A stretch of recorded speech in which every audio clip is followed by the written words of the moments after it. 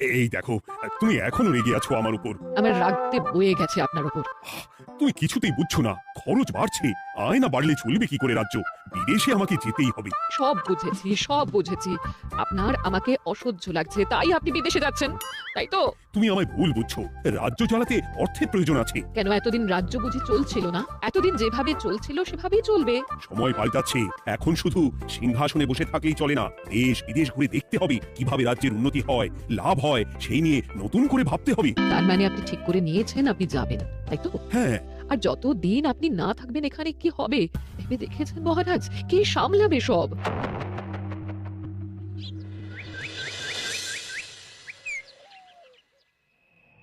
চিঠি?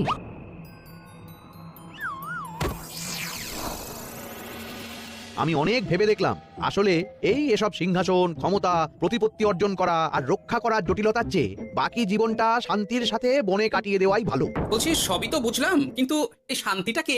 মহারাজ সন্ন্যাসী হয়ে গেলেন আর এসব নিয়েও তুমি ভাড়ামি করছো গোপাল। ও মা গো, এবার কি হবে? চিন্তা করবেন না রানীমা, কৃষ্ণনগরকে আমি আমার বুক দিয়ে আগলে রাখবো। আপনার ছাতির মাপটা ঠিক মতো জানেন তো মন্ত্রী মশাই? মানে ওই গোটা কৃষ্ণনগরকে কি আপনি আপনার বুকের মধ্যে আগলে রাখতে পারবেন? গোপাল, মার্জনা করবেন মন্ত্রী মশাই।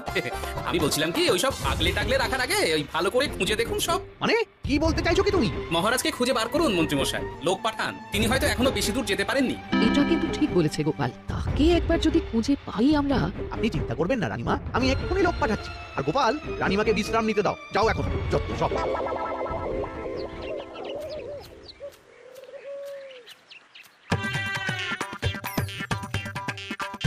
ওই গো, গেলে কই? এক ঘুরি জল দাও দেখি। ওই জলই খেতে হবে, শুধু জল। ঘরে এক দানাও চাল নেই, বাজারে না গেলে আজ হরি মটর। রাজ্যে রাজা নেই আর তুমি ঘরে চাল নেই বলে চিল্লামিল্লি করছো, যত সব। ও মা গো, মহারাজ রাজ্যে নেই তো গেলেন কই? হ্যাঁ বনবাসে। সে কি গো, এবার কি হবে তাহলে? কপালে যা লেখা আছে তাই হবে আর কি। এই তোমার চাকরিখানা থাকবে তো? না থাকলে বাড়ি হাতে বেরোবো, চিন্তা কি? মহারাজ যখন নেই তখন আমি যখন এ রাজ্যের মহামন্ত্রী, তখন আমি এত মানে করার কি আছে মন্ত্রী মশাই? মহারাজ নেই তো কি হয়েছে, রানীমা তো আছেন। আমরা তার কথা মতোই চলবো। হ্যাঁ, আমিও তো তাই বলছিলাম। মহারাজ যখন নেই তখন রানীমার নির্দেশ মতোই তো আমাদের সামলাতে হবে সব। কতদিন আর আগলাবে গোপাল? আজ নয় কাল এই শর্মাকেই বসতে হবে এই সিংহাসনে। যতদিন পারি ততদিন তো চেষ্টা করতেই হবে মন্ত্রী মশাই। আপনি যদি চলেন ডালে ডালে, আমি চলি পাতায় পাতায়। রাজা মশাই আছেন? আমি অনেক দূর থেকে আসছি।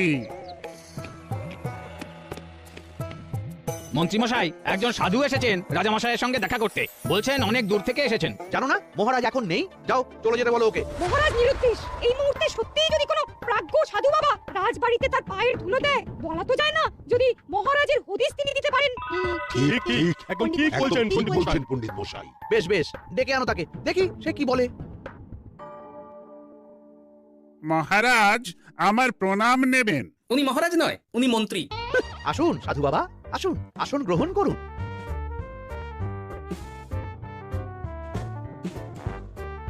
কি করলেন সাধু বাবা? এটা তো মহারাজের সিংহাসন, আপনার জন্য আমি অন্য আসনের ব্যবস্থা করে দিচ্ছি, আপনি বরং সেখানে বসুন। রাজাই যখন নেই তখন তাঁর সিংহাসনে বসতে ক্ষতি কি? আপনি কি করে জানলেন মহারাজ নেই? বুঝলে না, সাধু বাবা যে অন্তর্যামী গোপাল। আর কি হবে? উনি যদি বলে দেন মহারাজ কোথায় আছেন, তাহলে তো আমার আর পণ্ডিত মশাই আগেই ওরকম হামলে পড়বেন না। আচ্ছা, আপনি যদি অন্তর্যামী হন, বলুন তো আমাদের রাজা মশাই কোথায় গেছেন? জবর জটা কালো চুলে বেনামা অতীত বলেন। মহারাজ বনবাসে গেছেন। এটা যখন বলেছেন সাধু বাবা, তাহলে মহারাজ এখন কোথায় আছেন সেটাও নিশ্চয়ই আপনি বলে দিতে পারবেন। গোপাল, সব বিষয়ে নাক গলিও না তো তুমি। ঠিক ঠিক আছে, রাজা মশাইকে নিয়ে চিন্তা হওয়া তো খুবই স্বাভাবিক, কিন্তু গোপাল, রাজা মশাই বনবাসে গেছেন, তাকে আর সংসার মায়ায় বাঁধা ঠিক কাজ হবে না। আপনি কি বলছেন সাধু বাবা? মহারাজ না থাকলে রাজ্য চলবে কেমন করে? নতুন রাজা নির্বাচন করতে হবে। এই তো খেলা জমে গেছে, একে দিয়েই কাজ হবে মনে হচ্ছে। সাধু বাবা, এসব নিয়ে নয় পরে আলোচনা করা যাবে। এই কে আছো? সাধু বাবার পা ধুইয়ে দাও ভালো করে। না, বিষয়টা ঠিক সুবিধের মনে হচ্ছে না। আহা মন্ত্রী, করেছ কি? আমি সাধু মানুষ, এত খেতে পারি কি? ও বললে হবে না সাধু বাবা, আপনার জন্য নিজে দাঁড়িয়ে থেকে মহারাজের খাস হালুই করকে দিয়ে রাঁধিয়েছি সব। এ দেখুন না একটু, অমৃত অমৃত। বেশ বেশ, এত করে বলছো যখন, বাহ বাহ, চমৎকার চমৎকার। তুমি জানি তো যে এমন খাবার আপনি আগে কখনো খাননি। তা বটে বটে, ভেবেছিলাম কটা দিন বিশ্রাম নিয়ে চলে যাব। এখন দেখছি যা আদর আতিথেয়তা শুরু করেছো তোমরা, তাতে তো মাস কয়েক কাটিয়ে না গেলে আমারই লোকসান হবে। থাকুন না, থাকুন, যতদিন ইচ্ছা থাকুন। আমার ইচ্ছা অনুযায়ী সব চললে তো ওই গোপালের জায়গায় আপনাকেই সবার মহারথী করে রেখে দিতাম চিরকাল।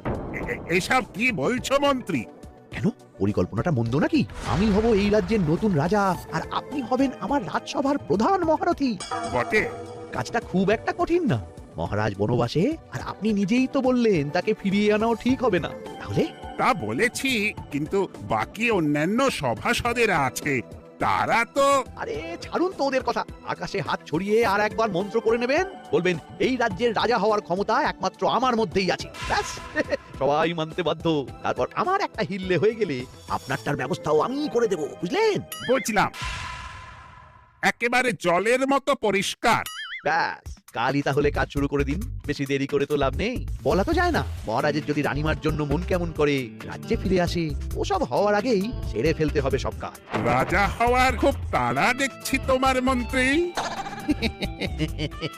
ওপরে ওঠার ইচ্ছা কার না থাকে বলুন তো সাধু বাবা? আর মাত্র কটা দিনের অপেক্ষা, ব্যাস। তারপরেই এই সিংহাসনের মালিক হব আমি, কৃষ্ণনগরের নতুন রাজা হব আমি। সমস্ত ধন দৌলত থাকবে আমার এই হাতের মুঠোয়। কি অত ভাবছেন মন্ত্রী মশাই একা একা? মানে কি ভাবছি তার কৈফিয়ত তো তোমায় দিতে হবে। হ্যাঁ, হিমা, ছি ছি ছি, আপনি কেন কৈফিয়ত দেবেন? আপনার মুখ দেখলেই তো বোঝা যাচ্ছে যে আপনি কি ভাবছেন। তাই বুঝি? তা বলো দেখি কি ভাবছি আমি। আপনি ভাবছেন ওই কৃষ্ণনগরের সিংহাসনের কথা। শুনে ফেললো নাকি সব? আপনি ভাবছেন আমাদের মহারাজের কথা, তাকে কিভাবে ফিরিয়ে আনা যায় সেই কথা, তাই না? মহারাজকে যে আর ফিরিয়ে আনা যাবে না, সে কথা তো আগেই বলেছি। তাই যদি হয় সাধু বাবা, আপনি এর একটা কিছু বিহিত করুন, না হলে রাজা ছাড়া রাজ্য। ঠিক বলেছ, রাজা রাজ্য, নুন ছাড়া তরকারি, আলো ছাড়া দিন, জল ছাড়া জীবনের মতো। তাই যত দ্রুত সম্ভব নতুন রাজা নিয়োগ করা দরকার। কিন্তু এ বিষয়ে সিদ্ধান্ত নেওয়ার আগে রানীমার সাথে কথা বলা জরুরি। তার চেয়েও জরুরি একটা কাজ আগে করা দরকার। কিসের কথা বলছেন মন্ত্রী মশাই? গোপালের বহিষ্কার। এ আপনি কি বলছেন মন্ত্রী মশাই? একে রাজা মশাই, কিন্তু তার মধ্যে গোপালের মতো বিচক্ষণ মানুষকে রাজসভা থেকে বহিষ্কার করলে তো রাজ্যেরই ক্ষতি। এটাই হচ্ছে সমস্যা। এই কক্ষে যার যেটা কাজ নয় সে সেটা নিয়ে বেশি চিন্তিত। তুমি বিজ্ঞানী মন দাও, রাজকাজ আমার দায়িত্ব। তাহলে এরকম সিদ্ধান্ত নেওয়ার আগে সবার সাথে আলোচনা করা দরকার। কোনো দরকার নেই, আমি যা বলেছি তাই হবে। রাজ্যের ব্যয়ভার বাড়ছে, এই মুহূর্তে কোনো ভাঁড়কে অযথা বেতন দিয়ে পোষার কোনো মানে হয় না। তাই গোপালের ওখান থেকে রাজসভায় আসার কোনো দরকার নেই। সবই আমি বুঝতে পারছি মন্ত্রী মশাই। বেশ, আপনি যখন বলছেন, এই আমার শেষ দিন রাজসভায়, চলি সবাই, ভালো থাকবেন।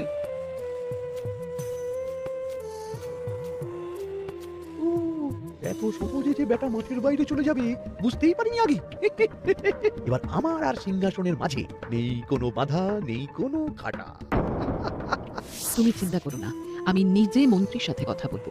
না না রানীমা, সেসবের দরকার নেই। মহারাজ ছাড়া রাজবাড়ি শূন্য শূন্য লাগে, আমারও মন লাগছে না এখানে। বেশ, যা ভালো বোঝো তাই করো, তবে ডাকলে এসো কিন্তু। হ্যাঁ রানীমা, নিশ্চয়ই আসবো। এখন আমি চলি। যাক, এই কদিনে মাথাটা খেলানোর সময় পাওয়া যাবে একটু, নাহলে কেমন যেন গুলিয়ে যাচ্ছে সব। কি যে বলো গোপাল দাদা, এই শেষ দুটো শাকের আটি নিয়েও দরদাম করবে তুমি? ওরে, আমি বেকার মানুষ, দরদাম না করে উপায় আছে আমার? হ্যাঁ, শোনো শোনো শোনো, মহারাজ কৃষ্ণচন্দ্রের অবর্তমানে কৃষ্ণনগরে নতুন রাজা হিসেবে নির্বাচিত হবেন রাজ্যের মহামন্ত্রী। সেই শুভানুষ্ঠানে রাজবাড়িতে আমন্ত্রণ রইল। এসব কি হচ্ছে বলো তো গোপাল দাদা? ভিতরের খবর আছে নাকি কিছু? না গো ভাই, তুমিও যা জানো আমিও ততটুকুই জানি। ও গোপাল দাদা, ব্যাপার কি এ সময় এখানে কি চাই? রানীমার জরুরি তলব, এখনই ওই রাজবাড়ি যেতে হবে তোমাকে। কিন্তু আমার যে বাজার হয়নি এখনো। আরে ওসব বাজার টাজার পরে হবে, তুমি এখন আমার সাথে চলো তো। মন্ত্রীকে আমি বিশ্বাস করেছিলাম, ও যে এইভাবে বিশ্বাসের সুযোগ নেবে আমি একদম বুঝতে পারিনি। আমাদের এক্ষুনি অন্যান্য সভাসদদের সাথে কথা বলা দরকার রানীমা। কারোর সাথে কথা বলার দরকার নেই রানীমা, আমি নিজেই চলে এসেছি আপনার সাথে কথা বলতে। এখানে কি জন্য এসেছো গোপাল? রানীমার কান ভাঙাতে? বাহ, আপনি সবার মাথা মুড়িয়ে সিংহাসন কবজা করতে পারেন, আর আমি রানীমাকে সেই সত্যি কথা জানাতে পারি না। চুপ, ভুলে যাও না আমি কৃষ্ণনগরের হবু রাজা, মুখ সামলে কথা বলবে আমার সাথে। এসব কি হচ্ছে মন্ত্রী মশাই? রাজা মশাই নেই, সেই সুবাদে কি শুরু করেছেন আপনি? আমায় আপনি ভুল বুঝবেন না রানীমা, আমার হয়ে যা বলার সাধু বাবাই আপনাকে বুঝিয়ে বলবে সব। উনি আর কি বোঝাবেন? কতদিন এসেছেন উনি, কি জানেন এই রাজ্যের বিষয়ে? সাধনা মা, সবই সাধনা। সাধনার জোর থাকলে সবকিছুই জানা যায়, ভূত ভবিষ্যৎ অতীত সব।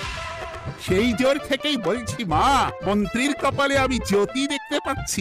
মন্ত্রী যদি রাজ্যের রাজা হয়, এ রাজ্যের উন্নতি কেউ ঠেকিয়ে রাখতে পারবে না। আপনাদের একটা কথাও বিশ্বাস করি না আমি, এসব আপনাদের ষড়যন্ত্র। এ আপনি ভুল করছেন রানীমা। যা হোক, যে কথা আমি বলতে এসেছি, রাজা যখন আমি হচ্ছি তখন তো আমাকে এই প্রাসাদেই থাকতে হবে, ফলে আমার স্ত্রীকেও এখানে এসেই থাকতে হবে। সে তো আর একা থাকতে পারবে না, তাই আপনি যদি এই ঘরটা ছেড়ে দিতেন। কিন্তু মন্ত্রী মশাই, তুমি কি বলছো মন্ত্রী? এখানে না থাকলে রানীমা থাকবেন কোথায়? আর আমি তো এমন কোনো বিধান দিইনি যে রানীমাকে অন্যত্র পাঠাতে হবে। সবকিছুর জন্য তো আপনার বিধান দরকার নেই সাধু বাবা, এ আমার নিজের বিধান। আমি রাজা হব, আমার স্ত্রী রানী হবে, তারও তো অধিকার আছে রানীর মতো থাকার, রানীর মহলে থাকা। আপনার ব্যবস্থা আমি অন্যত্র করে দেবো রানীমা, আপনি কিচ্ছু ভাববেন না। যাই হোক, আপনি আমাদের প্রাক্তন মহারাজের স্ত্রী বলে কথা। কি বলো গোপাল? আমার মনটা আসলে অনেক অনেক বড়, তোমরা খালি দেখতে পাও না সেটা। কাজটা কি আপনি ঠিক করলেন মন্ত্রী মশাই? শোনো গোপাল, আমাকে ঠিক ভুল বোঝাতে এসো না তুমি, বরং কাল সময় মতো চলে এসো। কৃষ্ণনগরের নতুন রাজার রাজ্যাভিষেকের জন্য মহাভোজের আয়োজন হবে। যতদিন পাচ্ছ খেয়ে নাও পেট ভরে।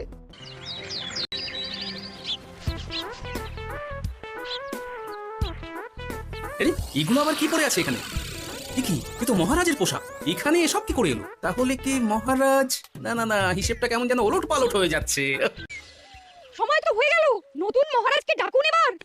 এসে গেছি, এসে গেছি। আসুন মন্ত্রী মশাই, আসুন।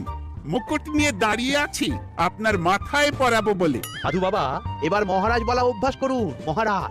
মহারাজের হদিশ পাওয়া গেছে মন্ত্রী মশাই, মহারাজের হদিশ পাওয়া গেছে। এই কি স্বপ্ন হয়েছে কথা? মহারাজের হদিশ পাওয়া গেছে মানে কোথায় মহারাজ? না না, মহারাজ না, মহারাজের পোশাক পরে আছে পুকুরের ধারে। আমার মনে হয় তিনি ওই পুকুরে ডুব দিয়ে নিরুদ্দেশ হয়ে গেছেন। ও তাই বলো? তা বেশ তো, প্রাক্তন রাজার জন্য না হয় কিছুক্ষণ নীরবতা পালন করে নেব আমরা, ব্যাস। এ আপনি কি বলছেন মন্ত্রী মশাই? মহারাজ সত্যি ওই পুকুরে ডুব দিয়েছেন কিনা সেটা তো তুলিয়ে দেখা দরকার একবার। সেসব হবে আমি রাজা হওয়ার পর। নিন সাধু বাবা, মুকুট পরান। কিন্তু মন্ত্রী মশাই, আরো একটা দুঃসংবাদ আছে যে। ও আবার কিসের দুঃসংবাদ? মহারাজ যে পুকুরে ডুব দিয়েছেন সেই কথা বলতেই রানীমা অজ্ঞান হয়ে গেছে। তুমি যে কি করো না গোপাল, শুভ সময়ে অশুভ একটা সংবাদ দিয়ে দিলে তো সব বরবাদ করে। এই দেখো, গ্রেফতার করো গোপালকে। তার আগে তোমায় গ্রেপ্তার করা হবে। এত বড় সাহস তোমার? হবু রাজাকে গ্রেফতার করার কথা বলো তুমি? আজ তোমার একদিন কি আমার একদিন? কিসের হবু রাজা? আমি কৃষ্ণনগরের আসল রাজা। হ্যাঁ, আমি কি মহারাজ, আপনি? হ্যাঁ, আমি অনেকদিন ধরে তো তোমার বাড়বাড়ন্ত দেখলাম, আজকে খেলা শেষ। কিন্তু গোপাল, রানী কোথায়? কেমন আছে সে? এক্ষুনি তার কাছে আমাকে নিয়ে চলো। রানীমা ভালোই আছে মহারাজ, কিচ্ছু হয়নি তার। কিন্তু তুমি যে বলে রানী অজ্ঞান হয়ে গেছে। এটুকু মিছে কথা না বললে যে আপনার লুকোচুরি খেলাটা এত সহজে শেষ হতো না মহারাজ।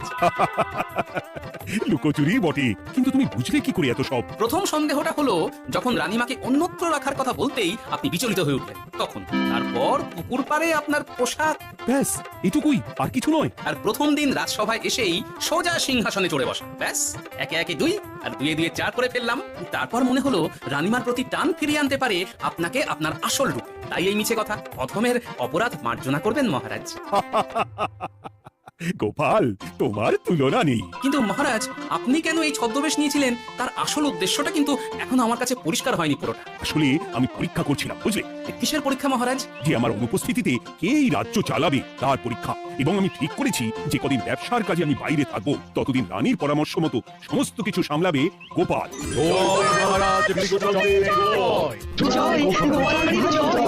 আর আমি মহারাজ? তুমি থাকবে কি শুধু জল আর ভাত? আগেই বলে বলেছিলাম বেশি বেরো না রাজা হবেন এখন খাও খাও জল ভাত খাও শেষটায় তুমিও আমাকে ভুল বুঝলে গিন্নি